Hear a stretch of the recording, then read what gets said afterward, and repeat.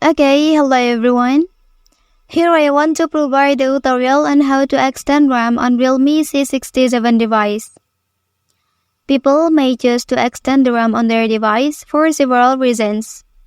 One common reason is to improve the overall performance and speed of their device. With more RAM, the device can handle multiple tasks and applications simultaneously without slowing down. Okay, and then here are the steps. First of all, please open the settings menu on your device. And then please scroll down here. After that, you can select about phone menu. Okay, and then please scroll down again. And then tap on this option. Okay, after that, here you can extend the RAM size on your device by pressing this button. And then you can drag this button to the option you need.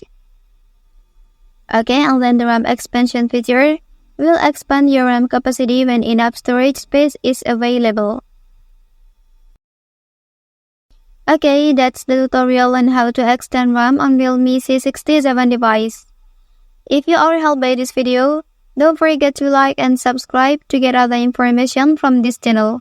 Thank you.